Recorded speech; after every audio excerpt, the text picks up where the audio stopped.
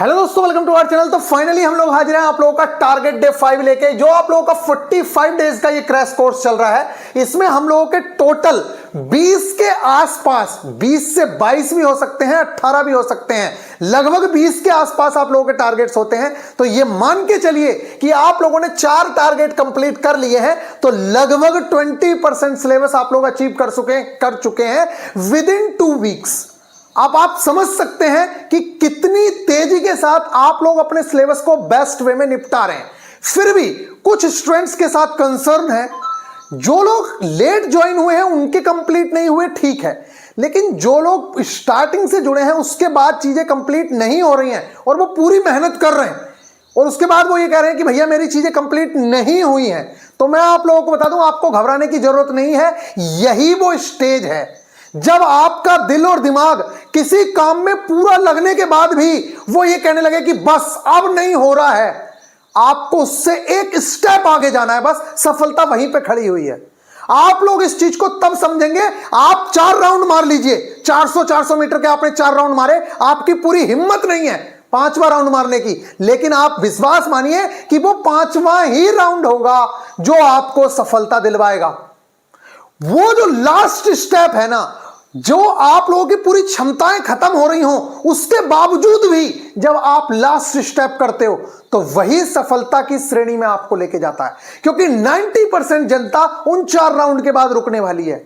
सिर्फ एक एग्जांपल दे रहा हूं आप लोगों को, जब भी किसी तरीके से आप लोग देखते होंगे ये दौड़ने वाले हैं या कोई भी काम कर रहा है। अब जैसे मान लेते हैं एक रनर है जो रनिंग करता है, बंदा उसने स्टार्ट किया रनिंग और उसने देखा कि 2 राउंड या 4 राउंड मारने के बाद बस 4 राउंड उसकी हद है, 4 राउंड के बाद उससे भागा नहीं जा रहा है, और 2 राउंड तो कोई भी भाग ले रहा है, जोश जोश में ही बच्चा 2 राउंड भाग ले रहा है। लेकिन क्या 2 राउंड भाग के अगर वो रुक जाएगा हर बार, तो क्या वो अपना सांस गला पाएगा?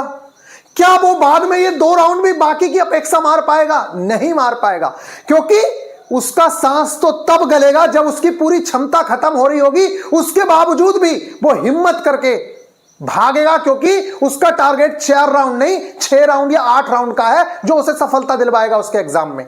मान लेते हैं उसके फिजिकल में 8 राउंड लगाने हैं और वो 4 राउंड बहुत मस्ती से लगाता है, लेकिन 5वां 6ठा राउंड उससे लग नहीं पाता और वो हिम्मत करके 5 राउंड लगा भी लेता है, लेकिन वो उससे आगे नहीं बढ़ पा रहा है। लेकिन उसे दिख रहा है कि जब मुझे 8 पूरे करने हैं तभी काम होगा, तो वो फिर भी कोशिश कर रहा है, लेकिन तब भी नहीं कर पा रहा है। तो उसके पीछे से जो उसका कोच है, अब वो चाहे उसको डांटता है, पीटता है, जो करता है, जब वो उसे करवाएगा तभी वो बंदा आगे बढ़ेगा।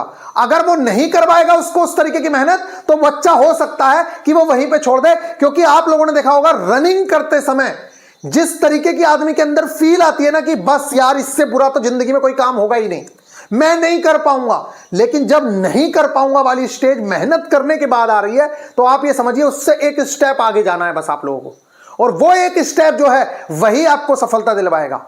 और हर जगह यही होता है। कोच का काम क्या है? कोच यही तो कर रहे हैं। आप देखिए आर्मी की ट्रेनिंग हो रही है, एयरफोर्स की ट्रेनिंग हो रही है, ट्रेनिंग में आदमी रो देते हैं, लेकिन उनको पता है नौकरी चली जाएगी हाथ से अगर यहां से इनकी बात नहीं मानेंगे तो वो इतने जो आप लोगों के सामने सॉलिड बंदे खड़े होते हैं जो नए नए करतब दिखाते हैं। आप लोगों ने देखा होगा कि वो सारी चीजें उनकी प्रैक्टिस के दम पे हैं, जब उन्होंने पूरे दिन प्रैक्टिस की है उस चीज की, और तब भी की है जब उनकी हिम्मत बिल्कुल नहीं, हिम्मत ने हार गए थे वो, तब भी उनके कोच ने डंडे फेर फेर के उनके टांगों पे डंडे फेर फेर के कि उठ और करना है तेरे को, तब वो करते हैं। आपने एक दंगल मूवी देखी? दंगल मूवी में भी देखो, जब पूरी तरीके से हार जा रही है, वो नहीं कर रही, पेट में दर्द बता रही है, उसके बावजूद भी उसके पापा कह रहे हैं कि नहीं अब और करना है, अभी और करना है। तो ये जो और वाली बात है, ये आपको अपने अंदर डेवलप करनी है कि जब आपका मन कहे कि यार बहुत हो गया अब मैं नहीं कर सकता, तब आप लोगों को उसके बाद जरूर से जरूर करना है। चाहे आपको 15 मिनट करना है, पहले दिन आप 15 ही मिनट करिए, लेकिन करिए जरूर। जब आपका मन पूरी तरीके से हार जाए, कहे कि यार अब नहीं होगा, लेकिन आपको दिख रहा है कि मेरा टारगेट छूट रहा है, तो आप अगला टाइम जो है उसका, जब आपका मन मना कर दे, फिर आप 15 या आधा घंटा जरूर से जरूर पढ़िए, 15 मिनट या आधा घंटा। उससे क्या होगा, आप अपने मन को हरा पाओगे और आपके जो क्षमताएं हैं वो इस मन के बूते पे नहीं चलेंगी, आपके बूते पे चलेंगी। आपका कंट्रोल मन पे होगा, ना कि मन का कंट्रोल आप पे होगा। तभी आप सफलता प्राप्त कर सकते हैं। नहीं तो आप उन्हीं सब में शामिल हो जाएंगे जो 90% लोग हैं। तैयारी तो दुनिया कर रही है, सिलेक्शंस क्यों नहीं हो रहे? क्योंकि उनके पास एक राइट गाइडेंस नहीं है। जो दंगल फिल्म में उसके पापा कर रहे हैं वो गाइड ही कर रहे हैं। आर्मी में जो कोच ट्रेनिंग करवा रहा है वो यही तो करा रहा है। सब थके हारे बैठे हैं कि नहीं सर अब नहीं होगा, फिर भी वो कह रहा है चल दौड़ नहीं तो फेरूंगा। समझ आ रही है? तो वो बेचारा भाग रहा है, लेकिन वही बंदा बाद में आप लोगों के सामने मजबूत होकर खड़ा है ना। तो आप लोगों को भी अगर मजबूत होकर खड़े होना है, यानी कि सफलता प्राप्त करनी है, तो जब आपका मन हार मान जाए उसके बाद भी पढ़ना है। क्योंकि सफलता आपको ये बात मेरी याद आनी चाहिए कि जिस समय आपका मन पूरी तरीके से हार जाए और आपको दिखे कि टारगेट बचा हुआ है, तब भी आप लोगों को मेहनत करनी है, तब आप सफलता की कैटेगरी में आ जाएंगे। कोई बड़ी बात नहीं है, सक्सेसफुल कैंडिडेट जरूर से जरूर होंगे और निश्चित तौर से आप बड़ी ही आसानी से जॉब भी प्राप्त करेंगे। फिलहाल ये हमारा टारगेट डे 5 है। और देखिए कौन सी मेहनत करते हो, मैं झूठ नहीं बोल रहा। अगर आपने अभी तक रनिंग नहीं की है ना, तो एक बार रनिंग करके देख लो। आप सिर्फ, अगर किसी बच्चे ने रनिंग नहीं की है, मैं उससे कह रहा हूं सिर्फ 5 किलोमीटर रनिंग जरूर कर ले। उनकी बात नहीं कर रहा हूं जिन्होंने की है। भाई तू एक बार 5 किलोमीटर रनिंग करके आया, तुझे पता लगेगा, कंटिन्यूअस रनिंग करनी है, रुकना नहीं है, तो तेरे को पता लगेगा इससे बुरा दुनिया में कोई काम ही नहीं है। इसका मतलब ये पता चलता है कि जो आप काम कर रहे हो तो बहुत आसान काम है। तो जो आसान काम है उसको तो बेहतरीन तरीके से करिए यार, मजा लीजिए ना पूरा। फिर चलिए यहां पे आते हैं, आप लोगों के टारगेट पे चलते हैं। आज आपका टारगेट क्या है तो मैं आप लोगों को बता दूं। आप लोगों का सिलेबस काफ़ी हद तक निपट चुका है। हमारा इस चीज़ पे पोर्शन है जिस पे हमारा ध्यान है पूरी तरीके से। ये आप लोगों का कोर्स है। अगर आप अभी भी लेट हैं तो आपका कोई भला नहीं कर सकता। फिर लेट रहिए, कोई दिक्कत नहीं है, सोचते रहिए, ज़िंदगी बहुत बड़ी है। सोचिए, इस बार सोचिए, नेक्स्ट 3 साल बाद 4 साल बाद जब वैकेंसी होगी उसमें सिलेक्शन ले लीजिएगा। क्या करना है, टाइम तो है ही आपके पास, क्या करना है, बहुत टाइम है। चलिए, मैं तो भैया एक ही चीज़ में विश्वास करता हूँ, या तो तैयारी करो मत, और अगर करो तो जी जान लगा दो, झोंक दो, बस जो है तुम्हारे पास सब कुछ लगा दो कि मुझे तो हर हाल में चाहिए, चाहे मेरा कुछ चला जाए, मैं पागल हो जाऊँ चाहे, लेकिन मुझे ये चाहिए चीज़। जब आप उस चीज़ के पीछे पागल हो जाएंगे तो 100% वो चीज़ आपके पास आनी है, ये चीज़ समझ लीजिए। लेकिन पागल होना पड़ता है, ठीक है। ये आप लोगों का कोर्स है और कुल 299 रुपये में जिस तरीके की मेहनत स्टूडेंट्स की दिख रही है, हम लोग भी जितनी मेहनत कर रहे हैं, मतलब ये चांस नहीं मिलेगा, मुझे पता है। अगर 5600 वैकेंसीज थी ना सिर्फ, तो वैकेंसी में सिलेक्शन लेने में हालत ख़राब हो जानी थी आप लोगों की। ये तो बहुत बड़ी बात है कि वैकेंसीज बढ़ गई हैं, तो अगर बढ़ गई हैं तो इनका फ़ायदा उठा लो यार। क्यों खाली, मतलब हम लोग भी परेशान होंगे, आप भी परेशान होंगे, तो जितनी कोशिश की जा सकती है कर लो। सिलेक्शन दोबारा नहीं होगा, ये समझ लीजिएगा। अगर 5600 ही वैकेंसी आई, और मुझे तो लगता नहीं है कि अगले साल वैकेंसी आ रही है। जिन लोगों को लग रहा है अगले साल आ रही है वो लोग वेट करते रहे, मुझे नहीं लगता कि आ रही है अगले साल वैकेंसी, ठीक है। मुझे तो लग रहा है कि अब वैकेंसी थोड़ी सी डिले होगी क्योंकि वैकेंसीज बढ़ गई हैं। हो सकता है कि ये वैकेंसीज और इंक्रीज हो जाएं, लेकिन नई वैकेंसी का मुझे नहीं लग रहा है कि आ रही है। चलो अब यहां देखो, static GK and current affairs. जैसा कि आपको पता है हम लोग अगस्त तक कंप्लीट कर चुके थे, तो नेक्स्ट है सितंबर एंड अक्टूबर की इंपॉर्टेंट डेट्स हम लोग कवर करेंगे। बहुत ही ज़्यादा इंपॉर्टेंट रहती हैं, तो इंपॉर्टेंट चीज़ों पे मैं वैसे मार्क भी करता हूं, लेकिन उसका मतलब हमेशा ये नहीं होता है कि सिर्फ यहीं से आएगा। 90% केसेस में वहीं से आता है जो मार्किंग होती है, लेकिन 10% में आ भी सकता है। तो मैं तो ये कहता हूं कि आप बार बार पढ़िए, तो जो मार्किंग है उस पर आपका बार बार ध्यान जाएगा, तो वो तो याद हो ही जाएगी। लेकिन जो बीच में 1-2 चीज़ें 4 चीज़ें छूटी रहती हैं उन पर भी ध्यान जाएगा, तो वो भी हो जाएगा। और क्वेश्चंस में जब आता है तो ऑप्शन देखोगे तो 2 से 3 ऑप्शंस तो आपके जानकारी के ही मिलेंगे, तो जो एक ऑप्शन गलत मिलेगा उसको आप कर दीजिए, बात खत्म हो गई। विश्व के प्रमुख कंपनियों के सीईओ लेटेस्ट आप लोगों को ये कवर करने हैं, बहुत ही ज्यादा इंपॉर्टेंट है, इस चीज को आप जरूर से जरूर कवर करें। नेक्स्ट है ऑल ओल्ड इंपॉर्टेंट बुक्स। देखिए सितंबर अक्टूबर की इंपॉर्टेंट डेट हम लोग कवर करेंगे। इसके अलावा जो सीईओ हैं, चाहे वो ट्विटर के सीईओ हो, चाहे वो यूट्यूब के सीईओ हो, गूगल के सीईओ, ये बहुत ही ज़्यादा इंपॉर्टेंट रहते हैं रेलवे के एग्जाम्स में। और स्पेशली वो सीईओ जो इंडियन ओरिजिन के हैं, जैसे सुंदर पिचाई जी हैं, या बाकी कहीं भी पराग अग्रवाल थे, ठीक है। इस तरीके से कहीं भी अगर इंडियन ओरिजिन का कोई भी बंदा है सीईओ के पद पे, तो वो आप लोगों के लिए मोस्ट इंपॉर्टेंट रहता है। नेक्स्ट है ऑल ओल्ड इंपॉर्टेंट बुक्स। अच्छा देखो, रेलवे का एक पैटर्न है, न्यू बुक्स तो पूछते ही पूछते हैं, वो कुछ पुरानी बुक्स हैं, ठीक है। कुछ पुरानी बुक्स हैं, जैसे द रिपब्लिक बुक है, वो किसने लिखी है।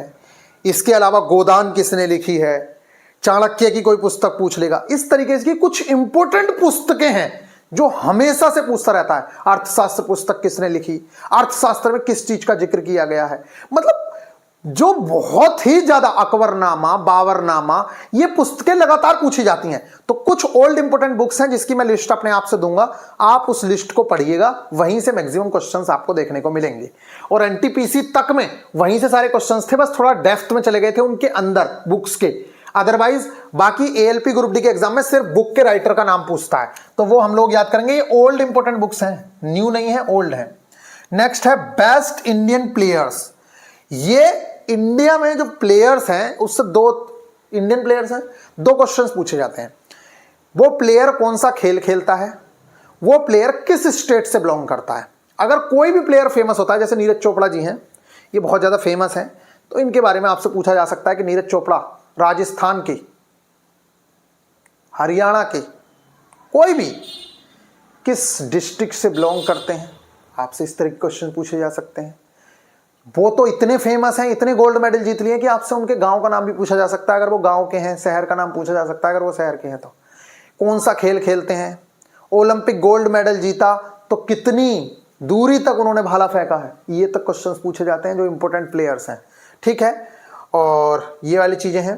जैसे हमारे टाइम पे सौरभ चौधरी बहुत ज्यादा फेमस थे, शूटर थे, तो उनसे बहुत ज्यादा क्वेश्चंस पूछे जा रहे थे, वो किस स्टेट से बिलोंग करते हैं। ठीक है, सौरभ चौधरी किस खेल से संबंधित हैं, इस तरह के क्वेश्चंस आपसे पूछे जा रहे थे। तो ये हमारा हो गया स्टैटिक जीके और करंट का, कम ही टारगेट है, अब रिवीजन पे ध्यान है। देखिए हमारी इसके नेक्स्ट टारगेट में पूरी तरीके से बायो कंप्लीट है, 9th की पूरी तरीके से फिजिक्स कंप्लीट है। ठीक है, फिजिक्स तो आपकी यहीं कंप्लीट हो जाएगी, तो आप लोगों को नेक्स्ट टारगेट में बहुत हद तक रिवीजन करना है, तो टेंशन मत लीजिए, आपको रिवीजन का प्रॉपर टाइम देंगे, उसके लिए अभी आपको घबराना नहीं है। फिलहाल आप इस टारगेट को देखिए क्या है। नेक्स्ट क्लास 9th की एनसीईआरटी का चैप्टर नंबर 12 आ गया है, जो है साउंड वाला चैप्टर। इस चैप्टर के मार्किंग पीडीएफ मैं देता ही देता हूं, लेकिन ये याद रखिए जो ये 12 चैप्टर है साउंड, इसके अंदर आप लोगों से बहुत डेप्थ में क्वेश्चन पूछे गए ग्रुप डी के अंदर। मतलब ध्वनि की स्पीड अलग अलग चीजों में पूछी गई, स्टील में ध्वनि की स्पीड क्या होगी 25 डिग्री सेल्सियस पे, इस तरीके के क्वेश्चंस। तो आप ये याद रखिए, उसके अंदर जो एनसीईआरटी में टेबल है, सारे के सारे क्वेश्चंस वहीं से बनेंगे। इसलिए एनसीईआरटी में जिस तरीके से मैं पढ़वा रहा हूं, जिस तरीके से मैं आपको लेक्चर प्रोवाइड करा रहा हूं, आपको वहीं से कवर करना है, इधर उधर भटकने की जरूरत नहीं है। मैक्सिमम क्वेश्चंस आपके वहीं से देखने को मिलेंगे। तो ये क्लास 9th की एनसीईआरटी का चैप्टर नंबर 12 है, पूरा कंप्लीट करना है। इसके अलावा ऑल प्रीवियस चैप्टर का रिवीजन आपने अभी भी किया, मंगलवार को, आज पूरे दिन रिवीजन ही किया होगा। जो पहले चैप्टर्स हुए हैं उनका रिवीजन करिए। मोशन चैप्टर है, वर्क एंड एनर्जी है, इन सब का रिवीजन करना है आप लोगों को। नेक्स्ट है नर्वस सिस्टम। जैसे कि हमने पिछली बार एक सिस्टम कंप्लीट किया था, हमने डाइजेस्टिव सिस्टम कंप्लीट किया, उसके बाद एक सिस्टम और कंप्लीट किया। इस बार हमारा नर्वस सिस्टम है, और ये नर्वस सिस्टम आगे भी पढ़ेंगे आप, जो आपकी एनसीईआरटी की बायो चल रही है, इसलिए आपको ज्यादा घबराने की जरूरत नहीं है। नेक्स्ट है प्रमुख उपकरण और उनके द्वारा प्रमुख उपकरणों द्वारा ऊर्जा का रूपांतरण। अच्छा, इस तरीके के क्वेश्चंस भी काफी ज्यादा देखे जाते हैं। पूछता है कि आप बताइए, ये तो चलो मैं आप लोगों से कह रहा हूं कि आप कमेंट में भी बताइएगा, विद्युत मोटर कौन सी एनर्जी को किस एनर्जी में चेंज करती है। जिस तरीके से जनरेटर क्या करता है, जनरेटर क्या करता है, कौन सी एनर्जी को किस एनर्जी में चेंज करता है बताइए। जनरेटर करता है मैकेनिकल एनर्जी को इलेक्ट्रिकल एनर्जी में। तो आपको बताना है कि मोटर कौन सी एनर्जी को किस एनर्जी में चेंज करती है, और माइक्रोफोन कौन सी एनर्जी को किस एनर्जी में चेंज करता है। इस तरीके के क्वेश्चंस आपसे पूछे जाते हैं कि आप बताइए माइक्रोफोन जो है वो कौन सी एनर्जी का परिवर्तन किस में करता है। इस तरीके के क्वेश्चंस आपसे पूछे जाते हैं। तो प्रमुख उपकरणों द्वारा ऊर्जा का रूपांतरण हम लोग करेंगे। कुछ इंपॉर्टेंट उपकरण और उनके काम देखेंगे, जैसे कि वो पूछ लेगा कि भूकंप नापने के लिए यूज किया जाता है, नीचे लिख के देना कमेंट में। ठीक है, विद्युत धारा मापने के लिए विद्युत परिपथ में क्या लगा होता है, इस तरीके के क्वेश्चन। विद्युत विभवांतर नापने के लिए क्या लगा होता है, बरसात मापने के लिए कौन से मीटर का यूज होता है, इस तरीके के क्वेश्चंस। भूकंप मापने के लिए कौन से मीटर का यूज होता है, ये क्वेश्चंस आपसे बहुत पूछे जाते हैं। तो प्रमुख उपकरण और उनके कार्य हम लोग कवर करेंगे। नेक्स्ट क्लास 9th की जो एनसीईआरटी है उसका चैप्टर नंबर 7 जीवों में विविधता, डाइवर्सिटी इन लिविंग ऑर्गेनिज्म, ये आप देखेंगे तो ये बहुत बहुत ज्यादा इंपॉर्टेंट चैप्टर है। लेकिन एक बात याद रखिएगा, ये चैप्टर इतना आसानी से याद नहीं होगा। कभी आप पहले चैप्टर की तरह समझो कि जैसे पहले बहुत अच्छे से आपको सेल समझ आ गया, जो सेल वाला चैप्टर था, कोशिका वाला, और उसके बाद आपको सेकंड चैप्टर भी बहुत बेहतरीन तरीके से समझ आ गया, जो आपका टिश्यू वाला चैप्टर था, और मैक्सिमम क्वेश्चंस आपको वहीं से देखने को मिलते हैं। ये जो चैप्टर है ना, ये थोड़ा सा कॉम्प्लिकेटेड है, इसमें याद करने वाली चीजें ज्यादा हैं, तो एक बार में तो याद नहीं होगा, ये भी मैं बता दूं आप लोगों को। लेकिन मैं आप लोगों से विश्वास दिला रहा हूं, आप इस चीज को बार बार पढ़ेंगे तो याद हो जाएगा। फिर भी मैं कह रहा हूं, अगर आपको बहुत डिफिकल्ट लगता है तो भी मैं उसमें इंपॉर्टेंट चीजें बता दूंगा, आप उतना कर लीजिएगा, ज्यादा ना भी करो तो। लेकिन पूरी कोशिश करिए, जब तक कवर हो सकता है करिए। आपको ग्रुप डी में भी हेल्प करेगा, ALP में भी करेगा, हर जगह ये हेल्प करने वाला है, ये समझ लीजिए। तो ये हाफ चैप्टर निपटाना है आपको, पूरा नहीं करना है। अगली बार में हम उसको कंप्लीट करेंगे। इस तरीके से आप देखेंगे तो हमारी 9th की फिजिक्स में 5 टारगेट में ये 5 ही चैप्टर्स होते हैं 9th की फिजिक्स के। सबसे पहले नंबर पे आपने motion, force and laws of motion, तीसरा ग्रेविटेशन, चौथा वर्क एंड एनर्जी, पांचवा साउंड। ये पांचों चैप्टर 5 टारगेट के अंदर खत्म हो चुके हैं। साथ में 3 चैप्टर हाफ हाफ हमने करके आप लोगों के 6 टारगेट के अंदर पूरी बायो उसकी खत्म कर दी है हमने। तो आप लोगों का आधा सिलेबस साइंस का निपट गया, ये समझ लीजिए। आधा सिलेबस साइंस का, बायो और फिजिक्स का लगभग निपट गया 9th वाला। अब आप 10th की तरफ बढ़ेंगे और फिर हम 10th की फिजिक्स के साथ बायो कंप्लीट कर लेंगे और फिर बाद में हम लोग बायो की तरफ बढ़ेंगे, जो बहुत आसानी से कवर हो जाएगी। इसलिए आप टेंशन मत लीजिए, सारी चीजें बहुत आसानी से कवर हो रही हैं। नेक्स्ट अगर मैं बात करूं तो हम लोगों का टारगेट है मैथ्स में। अच्छा, कुछ बच्चे सोचते होंगे ये कंटेंट कहां मिलता है, तो आपको VIP गुरुजी ऑफिशियल एप्लीकेशन पे जाना है। वहां पे जो चीजें वीडियोस दी गई हैं उसमें आप देख लेना है। उसके अलावा आप लोगों को उसके अंदर एक टेलीग्राम ग्रुप दिया गया है, उस टेलीग्राम ग्रुप को ज्वाइन कर लेना है, सब कुछ वहीं पे मिल जाएगा, टेंशन लेने की जरूरत नहीं है। मैथ्स टेस्ट जरूर लगाते रहना, इतना बेहतरीन टेस्ट प्रोवाइड कराया है, जिसने देखा होगा उसको पता होगा कि इन्होंने क्या टेस्ट प्रोवाइड कराया है।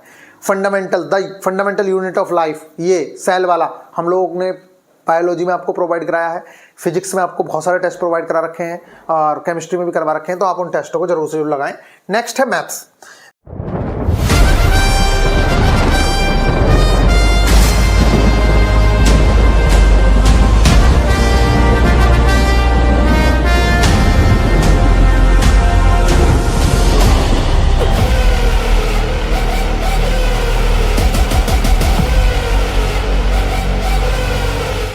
मतलब आपके भाई के पास ज्वाइनिंग लेटर्स की कमी नहीं है। प्रचंड बोल मस्तकों के झुंड, आज जंग की घड़ी की तुम गुहार दो। आन बान शान या की जान का हो दान, आज एक धनुष के बाण पे उतार दो। आरंभ है प्रचंड बोल मस्तकों के झुंड, आज जंग की घड़ी की तुम गुहार दो। आन शान या की जान का हो दान, आज एक धनुष के बाण पे उतार दो। आरंभ है प्रचंड। कहानी सुनाए सर, सबर और ध्यान दोनों से सुनिए। इस बार सिर्फ मजा ही नहीं, ताज्जुब भी होगा।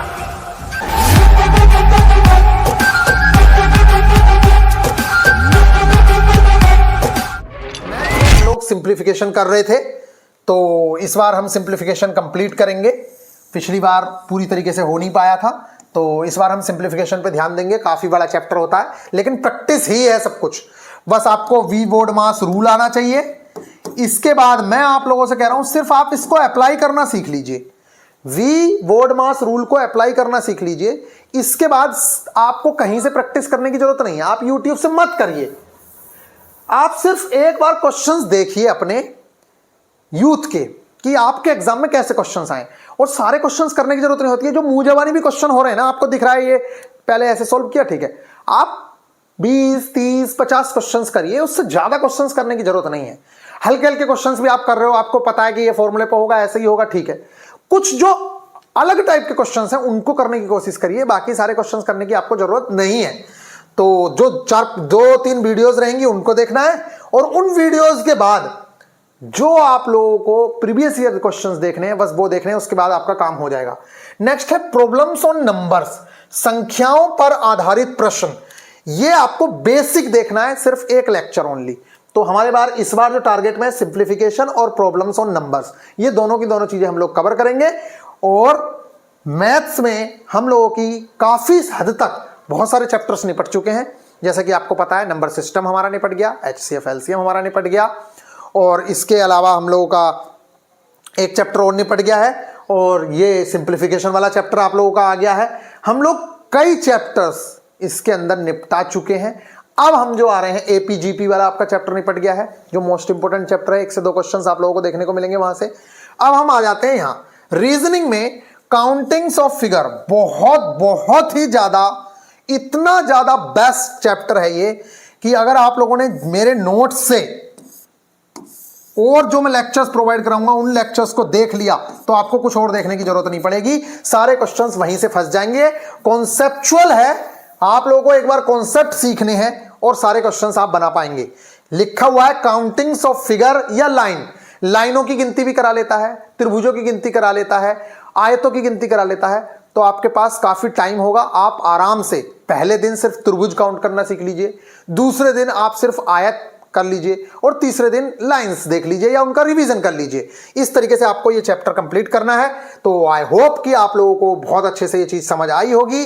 फिलहाल आप लोग इतना ही करिए, बेहतरीन तरीके से इन चीजों को कवर करिए। उसके बाद मिलेंगे नेक्स्ट टारगेट के साथ। अगर आप लोगों को कोई भी डाउट आ रहा है कि टेस्ट सीरीज नहीं मिल रही है, मैं हर बार बताता हूं आप लोगों को, आप VIP गुरुजी ऑफिशियल एप्लीकेशन ओपन करेंगे, और जो पेड स्टूडेंट हैं उन लोगों के लिए कोर्स में जाना है, और कोर्स में जाने के बाद व्यू कोर्स पे क्लिक करना है। और आपको ये जो चीज है ना, यहां पे जो टेलीग्राम ग्रुप है ना, इसको जरूर ज्वाइन कर लेना है। सब कुछ इसी में है, और इसे ज्वाइन करने के बाद बिल्कुल पहले मैसेज से नीचे तक आप लोगों को चीजें देखनी है। सबसे पहले मैसेज से नीचे तक स्क्रॉल करते हुए आना है। आपको सारा कंटेंट, चाहे वो किताबें हो, चाहे वो नोट्स हो, हर चीज इसके अंदर देखने को मिलेगी। तो ये जरूर से जरूर ज्वाइन करें। इसके बाद टेस्ट सीरीज ये लगी हुई है। आज जो आपने टेस्ट 45 डेज का क्रैश कोर्स का जो कल हमने टेस्ट लगाया था, वो इसके अंदर आप लोगों को मिलेगा, 45 डेज क्रैश कोर्स। और जो आप हर रोज टारगेट लगाते हो उसका टेस्ट आप लोगों को यहां मिलेगा। जो हर टारगेट होता है आप लोगों का, 3 दिन का जो टारगेट होता है उसका पर डे टारगेट यहां पे मिलेगा। इस तरीके से आप लोग टेस्ट लगा सकते हैं। चैप्टर वाइज टेस्ट भी है, basic science and engineering drawing है, मैथ्स है, ALP के PYQ है, सब है। और यहाँ पे आप लोगों के NCERT के टेस्ट हैं, जो आप चैप्टर्स कंप्लीट कर रहे हो। जैसे फिजिक्स का कर रहे हो तो यहाँ लगाइए फिजिक्स का, और इसके अलावा ये देखिए फिजिक्स का। अगर जैसे हमारी बायो चल रही है अभी, तो बायोलॉजी का यहाँ पे ये टेस्ट लगाइए और इनके सॉल्यूशन जरूर देखिए। The fundamental unit of life, इस तरीके से आप लोगों को टेस्ट लगाने हैं। आई होप कि आप लोगों को ये बात समझ आ गई होगी। तो अगर न्यू स्टूडेंट हो और अभी भी आपने सोच रहे हो आप चीजों को देखने के लिए कि क्या करें क्या ना करें, तो आप बहुत पछताएंगे। आप कहीं से भी स्टार्ट करिए, लेकिन स्टार्ट कर दीजिए, अदरवाइज बहुत ज्यादा प्रॉब्लम होगी। अभी भी अगर आप बैच में जुड़ना चाहते हैं, तो वैसे तो मैं कह रहा हूं कि आप लोग लेट तो हो, लेकिन फिर भी बैच का लुत्फ उठा सकते हो, क्योंकि अभी पेपर की थोड़ी सी संभावनाएं देर से लग रही हैं। तब तक आप इन चीजों से बहुत बेहतरीन तरीके से कवर कर सकते हो। तो मिलेंगे फिर नेक्स्ट वीडियो में। आप लोग कवर करिए सारी चीजों से। एकमात्र सॉल्यूशन है, आपको एक जगह ज्वाइन होना है, आपको सारा कंटेंट एक ही जगह पे मिल जाएगा, आपको कहीं भागने की जरूरत ही नहीं है। तो मेरे अकॉर्डिंग तो ये चीज बेस्ट है। बाकी मिलेंगे नेक्स्ट वीडियो में, ख्याल रखिएगा, टेक केयर।